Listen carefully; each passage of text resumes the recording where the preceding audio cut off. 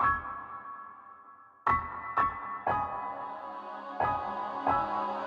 I'm Emma. And I'm Helena, and we both work at the MS Trust. Just a little disclaimer, we're still recording this over Zoom because of coronavirus, so apologies if it sounds a bit iffy at any stage, do bear with us. We'd like to welcome you to our podcast, Multiple Sclerosis, Breaking It Down, on this new episode which focuses on ethnicity and MS. In this episode, we'll be taking a look at some of the barriers people of colour may face when diagnosed with a condition that in the past has typically been seen as a white or Caucasian condition. A bit later on, I'll be talking to Natalie, who set up the Black MS Foundation in order to raise awareness and provide a space for Black people to discuss their own MS experiences. But first, let's hear a bit of background on who gets MS. So this is some information from our website. And there's about 2.5 million people in the world that have got multiple sclerosis. And research suggests that the proportion of women with MS is increasing, and that roughly between 2 and 3 women have MS for every man with the condition. The distribution of MS is around the world is uneven, and generally the further you travel from the equator, the higher the risk. However, that's not the whole picture. Some ethnic groups living in countries where there's high risk of getting MS have very low risk. An example would be the Sami people of North Scandinavia and the First Nations in Canada. And the fact that MS is most prevalent in Northern Europe, North America, Australia, and New Zealand has led to speculation that it's been carried around the world by European colonists and settlers. It's been suggested that the origins can be traced back to the Vikings who colonized these parts of Northern Europe where MS is most pronounced, and that the so-called Viking gene can make people particularly susceptible to MS. Now, I'm a woman and I come from Sweden, so I'm probably the most fitting criteria for having MS, those darn Vikings. But even if it's more common in white people, people of all ethnicities can get MS. And a few months back, Claire and our information team wrote an article about who gets MS and how it may be different between different ethnicities. Hi, Claire. Hi, Helena. Do you think that it's harder for people of colour to get an MS diagnosis because of it being a so-called white condition? I think awareness is a really important factor here. I think the medical professions are starting to realise that MS is something that can happen to anybody. For example, last year, the big MS conference had a big piece about race and MS risk, but perhaps different communities within Britain have different awareness levels of MS. So I think in the UK, we think this is getting better, but there's still a lot of reasons why people from perhaps the Black or South Asian community might get a diagnosis a little bit later on in their MS journey than somebody from a white community. And how about once you do get diagnosed? Is there any difference in experience then? Well, actually, the evidence suggests that there is quite a difference in how MS affects Black people, South Asian people, white people, Hispanic people. And there's been increasing amounts of research interest in this topic. So, for example, Black people with MS tend to have different symptoms to white people.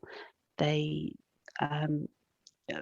things like optic neuritis happen to everyone, but for people from Black communities, optic neuritis is more likely to be more severe and leave lasting damage.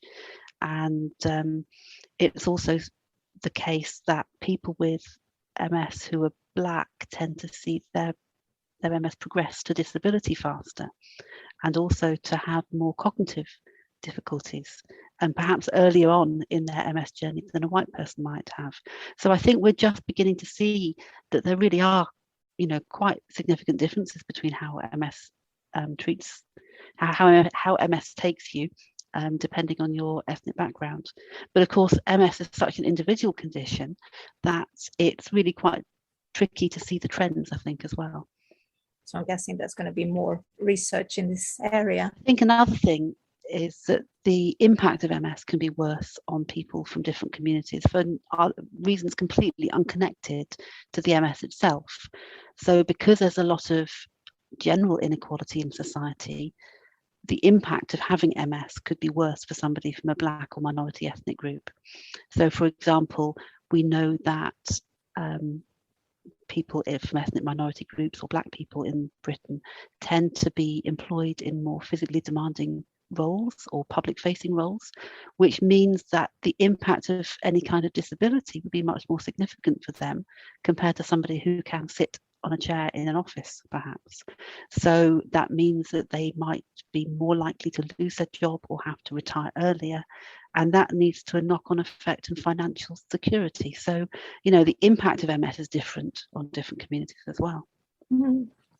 So you said that we can get sort of different conditions different symptoms of MS in a different manner from different ethnicities. Is there any difference when it comes to treatment and specifically with MS treatment? So there's quite a range of different treatments for MS now, and obviously getting the right treatment is an individual choice, and it's about having a conversation with your neurologist and your MS team and making the right medical choice for you. But there is certainly breaking evidence that some of the different disease modifying treatments are more effective in Black people than white people, and some are more effective in white people than Black people. And I think that's led to a concern that perhaps clinical trials haven't been evenly spread in terms of checking the effectiveness of these treatments on all different populations and parts of the population. So, for example, the research that came out last year showed that the beta interferon types of disease-modifying drug were less effective in African Americans compared to Hispanic Americans and Caucasian Americans. And they also found in that same study that Copaxone and the glatiramer acetate kind of drugs are less effective at dealing with white people's MS. So, it is really tricky. And I think, given that the risks of progression and disability are worse for people from minority ethnic groups, it might well be taking a slightly different approach to how you kind of face treatment. Compared to watching and waiting, you might have a different view about how long it is appropriate to wait before starting an effective treatment in people of different ethnic groups. Hopefully we will see more research into this field, and we'll keep on reporting on it. And now over to Emma, who will be talking to Natalie.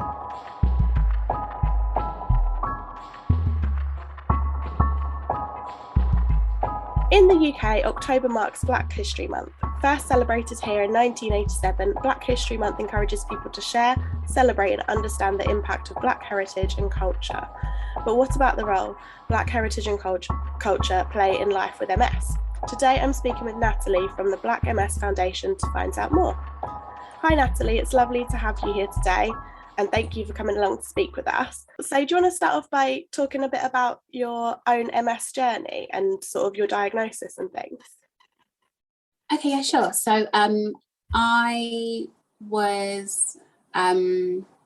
have relapsing remitting MS, and I was diagnosed it was in 2011, 2010, I always forget.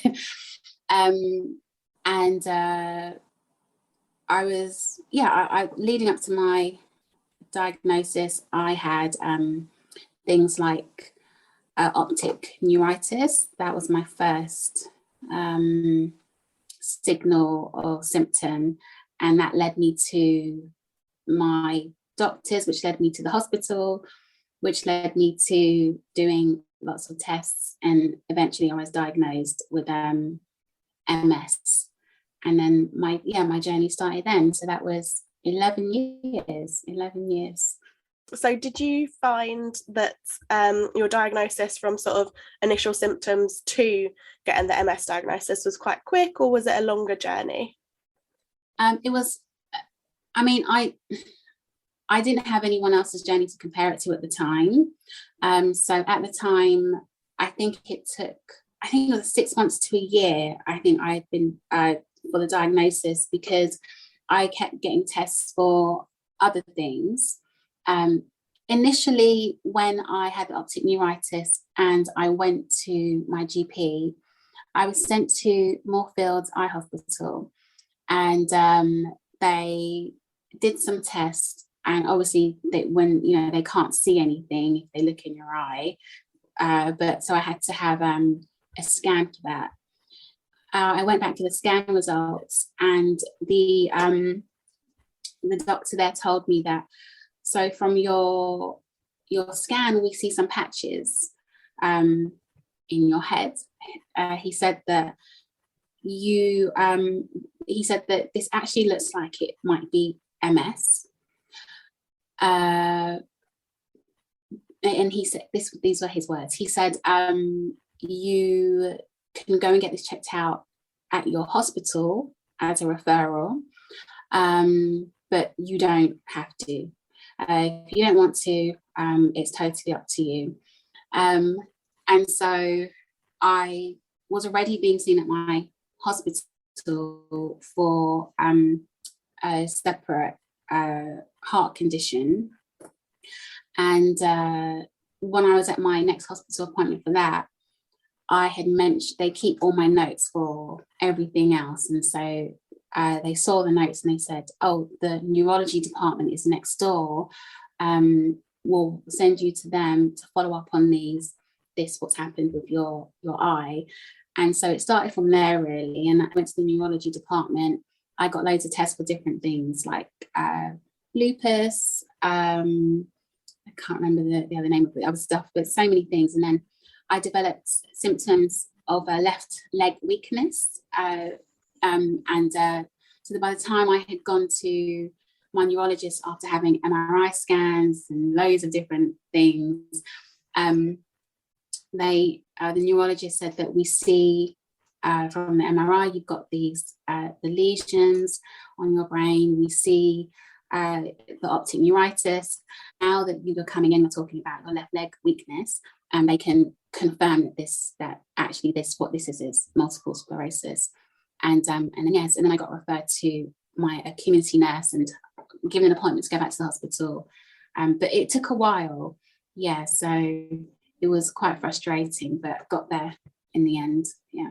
Yeah, I can imagine it'd be quite frustrating. I guess it's a good job that they followed through in the end. If you say that, the doctor was originally like, oh, well, it's up to you if you have a look into this or not. Yeah. I think when I look back on that now, I've said it before and I'll say that I think that was pretty bad.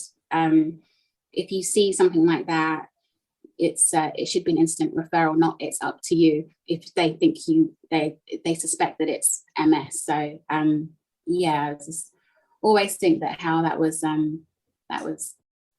not too great. yeah, definitely, especially when it's sort of they're the expert in that field at the end of the day, aren't they? Absolutely, yeah. So when you were diagnosed, what sorts of information and resources were you initially given, and did you go to other places to find out more information about MS? So when I was told at Moorfields that they suspect it might be MS after the optic neuritis, I did do some Googling, which is not the best thing to do, but I Googled and and then I saw loads of different things come up. So then when the neurologist told me at my hospital that this is MS, that's all I remember him saying. I remember him saying, so you have multiple sclerosis, and then what happens is with the myelin, destroys the nerves, and so I had actually read that online, and I remember when I was reading it online, I remember thinking, God, I really hope I don't have this. It would be the worst thing in the world. So when he was actually saying it to me, that's what I remember him saying, because I started crying. It was just it was extremely devastating. And then all I heard him say was, you're going to be referred to a nurse, an MS nurse in your community. And then he gave me a letter. I walked out of the hospital and then I just followed the instructions on the letter. And then so the resources were just that letter and the information to contact the nurse, or the nurse will contact me, I can't remember. And then I had a follow-up appointment at the hospital. So those were the only resources. It was a big resource, obviously, because it's an MS nurse. And that was helpful, but that was that was the only thing at the time. Yeah. And have you managed to see your MS nurse quite a lot, especially recently, or is that something you've struggled with? No, I haven't seen my MS nurse for a very long time. Not the community nurse. I think they're phasing them out, or I don't know. There seems to be an issue there. But I see. I have a consultant at the hospital who I'm told is an MS nurse, MS specialist that I see if I have any, who I contact if I have any issues. I've never seen her as an MS nurse because she's not in a blue uniform in my community, you know, so she's at the actual hospital that I see, who I contact if I need any help, if I have any questions. So she is extremely helpful and a go-between between myself and the neurologist. So I'm the nurse, MS nurses at the beginning of my journey with the medication and stuff like that, and advice have been helpful. Yeah, definitely. That's good. So obviously you mentioned that you were quite upset when you first got your diagnosis. Did you tell friends and family about your MS, and when you talked to them, what were some of their reactions? Oh wow. So my mum was the first person I told, because I went straight from the hospital from the diagnosis to her house, and I remember I was so upset. I couldn't even talk, and I was telling her, and she was like, what's wrong?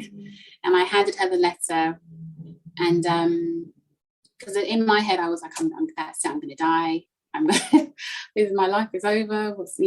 This everything is just ruined. But my mum has had cancer 3 times and been in remission 3 times. So she's pretty much the strongest woman that I know.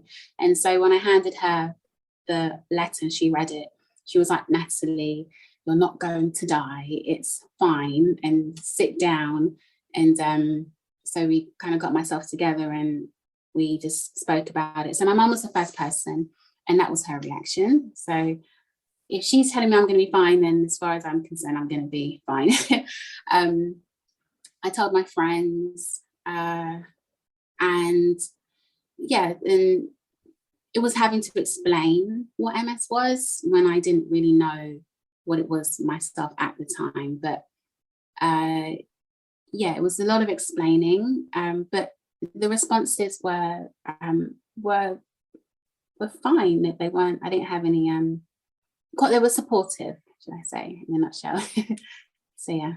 That's nice. And then have you sort of gone on a learning journey together, I suppose, as you've learnt more? Have you told your friends and family a bit more about MS, or how's that developed? I think if anything, they've done their own research as to what it is. I don't really get a lot of questions from them.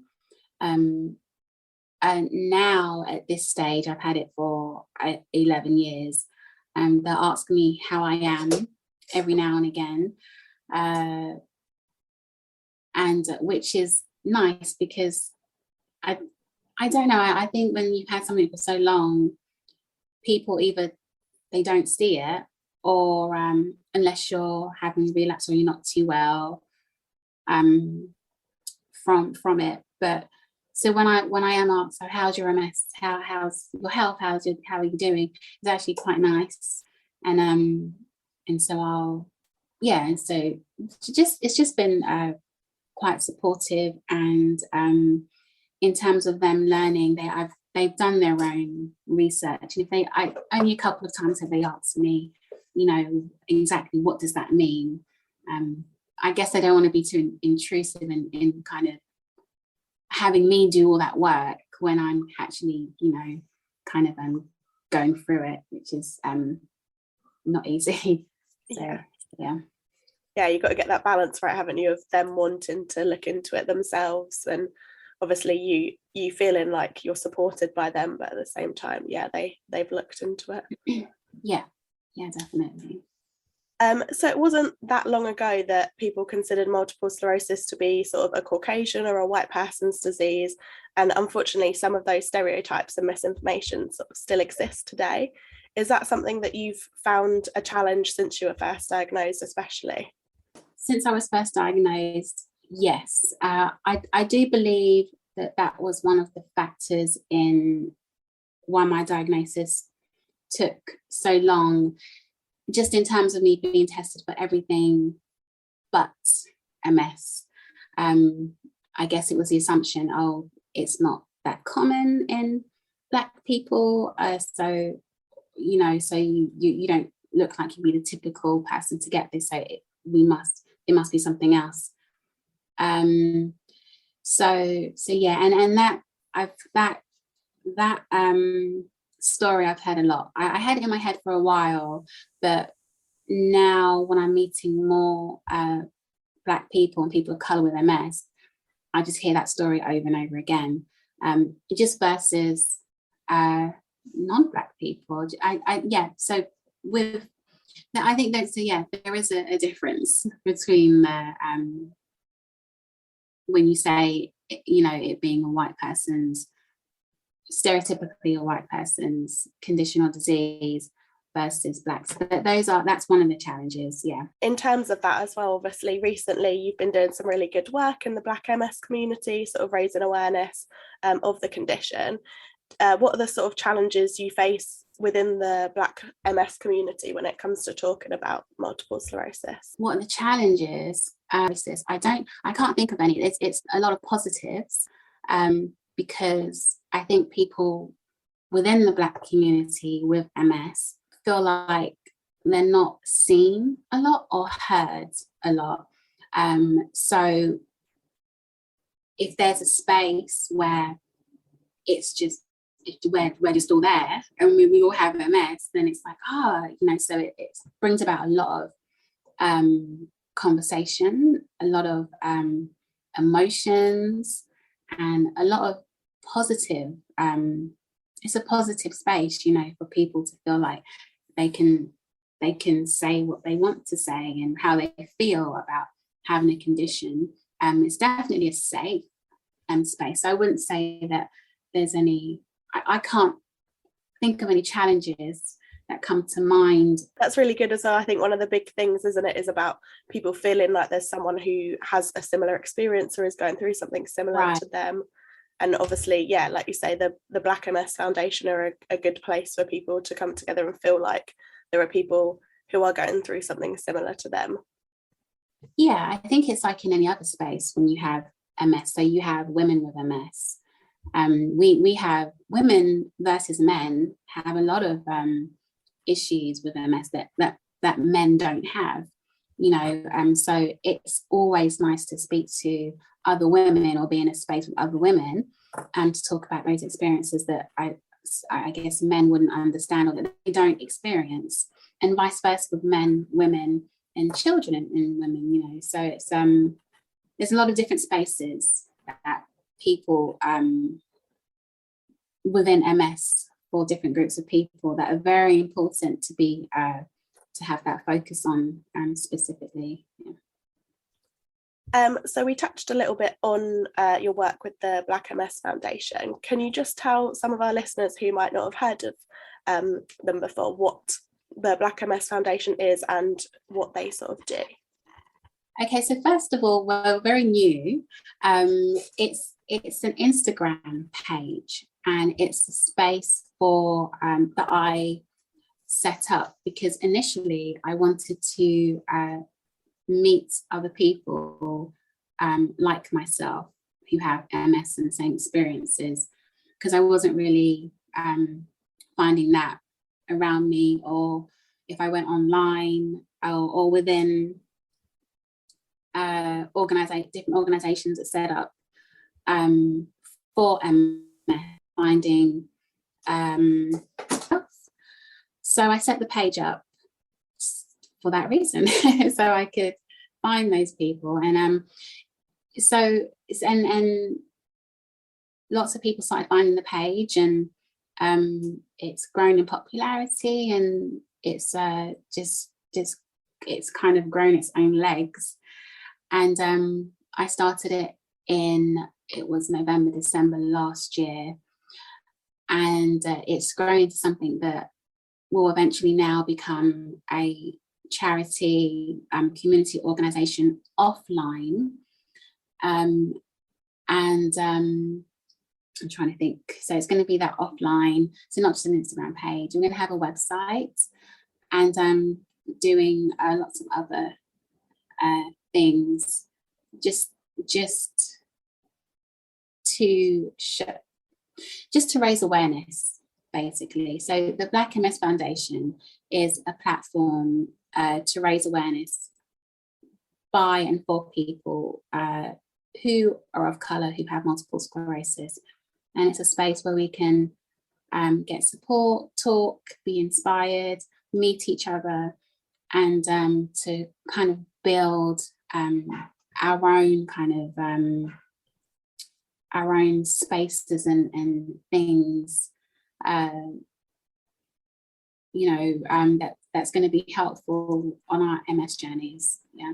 And if anyone's sort of listening and they're interested to find out more about stuff, some of the things that the Black MS Foundation does and getting involved with that, how do they go about that?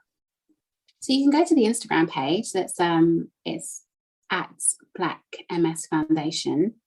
The website is blackmsfoundation.org, and it's soon to be launched. So that's really excited about that. And so far, that's it. It's just me. So I have to emphasize that it's just me doing it. There's nobody else behind what you see. And so I'm in the process of finding people to help. I've just recently found trustees for the charity. It's all still very new. It's very in program. It's the beginning of a journey, or something that I hope will be helpful to many people with MS. Yeah, so it sounds like a lot of work for you, but definitely something very exciting, and I'm sure it will all be worth it. Yeah, I hope so. And then obviously, unfortunately, you do get the cynical people out there. So you get it with, the Asian MS group.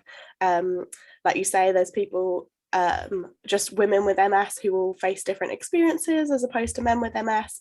And then obviously the Black MS Foundation. But some people might say, why do Black people with MS need their own group? Why do you think it's important for that community to have their own space? Oh, okay.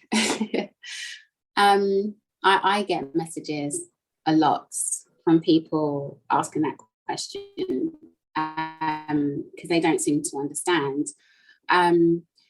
Okay, I'm trying to, what's the best way to answer this in a very simple way for everybody to understand? Because I think after me answering this, people are still not going to understand. So I'm not here to justify or do anything like that as to why this space is there. This space is there for people for Black people and people of colour who have multiple sclerosis. It's a space where we can come together with our similar and unique experiences, because we do have unique experiences with multiple sclerosis. It's a place for us to see people that look like ourselves. It's a safe space for us to be, so we can say how we feel in a way that's not going to be attacked, which is so often, which so often happens. But just as there is groups out there for women with MS, just like there are groups out there for men with MS, for children with MS, because of those specific reasons, there is a space for now for Black people who have MS. And if you don't have a problem with those other groups, I'm just not sure why you would have a problem with or question our group because it's specifically for Black people. But it happens a lot. It happens it's not just with medical conditions and that. I think for some reason historically, when Black people do choose to make their own their own platforms and spaces, so we can focus on ourselves and for our own well-being. It quite often is questioned and challenged and attacked, unfortunately, but regardless of that, it's Black MS Foundation is there, and it will remain, and hopefully it will grow to be something, like I said, that's really helpful for us who have MS in that position. So yeah. Yeah, that's a really good answer, thank you. So recently we've seen people like Kadina Cox and her incredible achievements at the Paralympics, as well as on Celebrity MasterChef, and it's those sort of people that have really helped to raise awareness of MS. Who are some of the people that you found in the sphere of sort of multiple sclerosis that you think are really great ambassadors and doing some good work? You know what, I think that's one of the first things people do when they're diagnosed. They look for like celebrities who have it, because I guess people seem to relate more to them sometimes. So your question, so yeah, my brain fog. Who do I think, you know what, I outside of celebrities, honestly, I look at everyday people who have MS, like normal people who walk the streets every day. I think, to me, they're the most inspirational and kind of encouraging people, and they're the people that I think would make the best ambassadors, because it's not they're not in front of a TV screen, you know, they're not trying to promote anything, that this is just their lives, and they get up every day and they have no choice but to have to live, to face these challenges and to just go through it. And I think those are the best ambassadors that you can find. So I always look for people like that, you know, who are I don't want to say suffering, but who are going through these challenges with MS every day. We're living normal lives, and they're just still going every day, you know, and they're just not giving up. So those are absolutely the best ambassadors, I think, and better than celebrities, actually. So yeah. Yeah, that's a really lovely answer, actually. I never thought about it like that, but no, that's really nice. Yeah. So what are some, sort of looking forward, I suppose, what are some of the things that people can do to be better allies, both as individuals and also for organisations like us at the MS Trust? So what is to be better allies? And I think it's just being supportive and understanding. And sometimes those things don't need comments, or they don't need your input or your opinion. It just needs you to lend an ear, to listen. So that I've always thought that being an ally, that's a really good way to be an ally. That's how I would be an ally to something that I don't fully understand, but I see someone going through it. And so you have to listen, you know, and acknowledge the feelings and the experiences that someone's going through, whether you experience that or understand that or not, you know. So I think that's always the best way. That's also a way you can be supportive. For organizations such as yourself, I think there needs to be more understanding. I think there needs to be a stepping back and just looking at what's going on, and how things have been going on, and saying, okay, we've not done so great in this area. We've probably not paid any attention at all in this area, or done enough, you know. And so looking back and listening to people's experiences and just thinking, you know, well, what can we do? And maybe just having that be the question: what can we do? How can we help? And you know, what do you feel would be the best way to kind of go about this? I think in organizations like the MS Trust, you need, I don't know how your organization is set up, But I do feel like if you're a charity organisation and you're working for the people, and not every section or segment of those people have an equal light shined on them, I think there needs to be people in your organisation of colour who are able to relate to those people that are not being seen as much. There needs to be somebody in your organisation to say, look, this is what this means. This is the best way to communicate. This is what you need to be bringing in, and because I think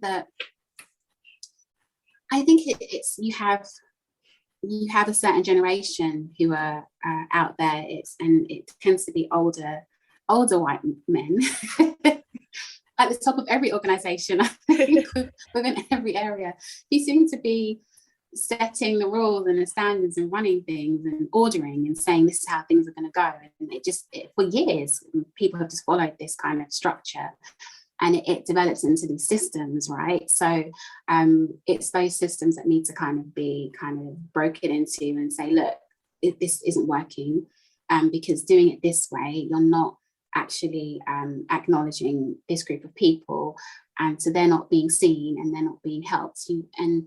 So yeah, I could go on about that forever, but it's just being supportive by listening, asking, how can you help, and having more representation within organizations for people that look like the people they're trying to help.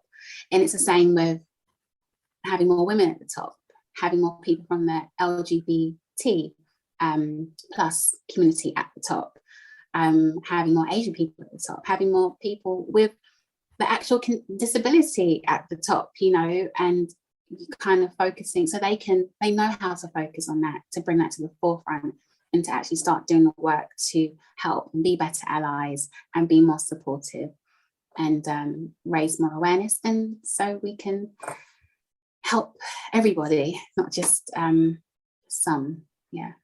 So brilliant, thank you. Yeah, I think that's really important. Obviously, you don't want to help just the people who shout the loudest or have the most sort of center stage voice. You want to help everyone, and that's kind of the whole point. Yeah, definitely. Yeah. So looking at you personally now, how have your own views changed since your MS diagnosis? Is there sort of perhaps anything you've learned as a result of life with MS, or maybe since setting up the Black MS Foundation, that's sort of had an impact on the way you live now? It's quite a big question. I think I've gone through quite a journey with my MS. I've gone from it being the most devastating thing to this day that's ever happened to me, it's my diagnosis, to looking at it like this may be the best thing that's ever happened to me. And I say that because I think anyone who has had any type of diagnosis, that especially one that has no cure and can have such a devastating effect on your body, I think you learn more about appreciation. You're more grateful for things that you may not have been as grateful for as before. You look at the smaller things in life. You accept. You stop accepting as much stress in your life. So yeah, I think in terms of myself, how it's changed me and the effect it's had on me personally, it's made me a lot more grateful for my life. It's made me feel like I don't know what tomorrow's going to bring, so let me do the best I can today, for myself and people around me, just do what I love. My favorite film ever is The Pursuit of Happiness. the film of Will Smith. And so I always look at that film like it's just that pursuit, right, of only what you love and doing what's going to mean the most to you. And so that's how I try and live my life. And it's obviously in this world, it's not easy, but because of my diagnosis, it's kind of put an unpredictability on my life. So I just really focus on what's going to make me the happiest, and just doing what I love. It's a long-winded answer, but I'm grateful for my MS for putting my mind and my heart in that direction to live my life like that. So it's I'm trying to bring about the positives of MS, of my diagnosis. Yeah. So just finishing up with one last question then. What one piece of advice would you give to someone else who is newly diagnosed with MS? My goodness. I would say to what advice would I say? I would say first breathe. If you need to cry, if you need to get angry, go through all of the emotions that you need to go through. But then just really try to get as much information as possible about the diagnosis that you have been given. Don't Google. Go to organisations such as yourselves, the MS Trust, and the other organisations set up for MS, and go through that.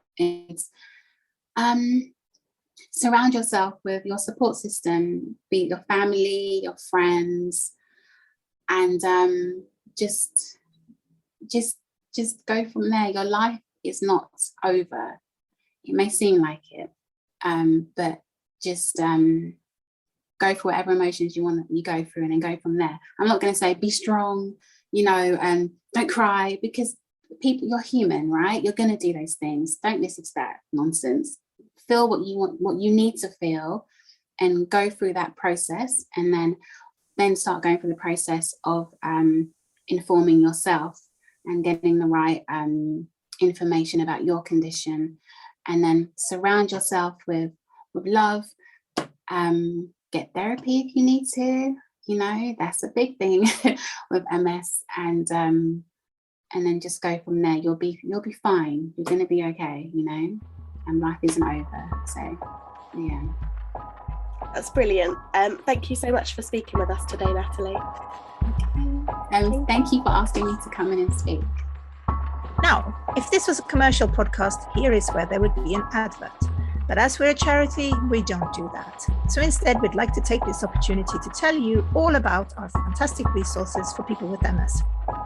Our website, which is mstrust.org.uk, has tons of information and resources for people affected by multiple sclerosis, including those caring for people with the condition. In our A to Z of MS, we also have an entry called How Common is Multiple Sclerosis, where you can read more about who gets MS. We've also popped the links to this and Claire's article in our episode notes. Right, and we're back. That was interesting, the chat you had with Natalie, Emma. I think it was sort of interesting to hear about different people's experiences of MS, and obviously, as Claire mentioned in her section earlier about how MS affects different communities differently. Yeah, and I think, as a person who would like to see themselves as an ally, I think it's what she was saying about, that it's actually time for white people to listen and sort of take notice and let people of color speak now and talk about it. And I think that's sort of what we need to be doing now as an MS organization as well. Claire's still with us. We wanted to talk to her a little bit about what we're doing as an organization to try and make sure that everybody's voice is heard. Yeah, I completely agree with Natalie. Now is the time for us to be listening and making sure that we can get some of those quieter voices that have not traditionally been very well heard. Make sure that people from ethnic minority groups and all sorts of other different protected characteristic communities in the UK can can get involved, can help us plan what we do, can help us review our strategy and our content, and help us really make sure that we are being welcoming as an organisation, so that we can be here for everybody who has MS in the UK, but also that we represent everybody with MS in the UK and represent their views and their experiences, that we are focused on the kind of issues that matter to them, and yeah, as you said, make sure that those quieter voices are heard. So as a big part of that recognition, we've set up an inclusion and involvement panel, and we're recruiting for it right now, and so that you can find the application form on the website, and it'll also be copied in the notes, I expect. But if you're interested in doing that, if you're interested in making sure that we hear from people who are from a Black community, from an Asian or other ethnic group in the UK, or from people with different gender assignment or sexuality or disability levels, there's a lot of people whose experiences have not fully been validated and not fully been explored and presented, and we want to really do what we can to redress that balance. So I would invite anybody that feels that they would like to get involved to fill in the form. We will be recruiting a small number of people for the panel, but there's going to be lots and lots that you can help with, even if we don't choose you for the panel. There's lots and lots of fundraising and volunteering and other ways that you can get involved with, and I think that will be the first step towards making sure that we are a truly inclusive organisation.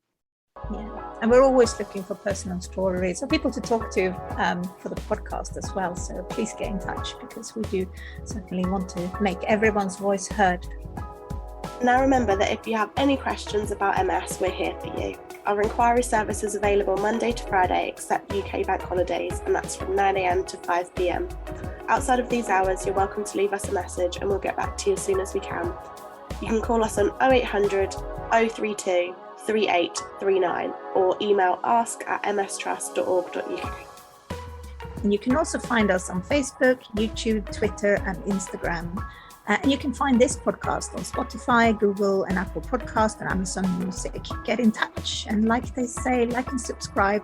And we want to say a big thank you to Anne Chapman Audio for the music of this podcast.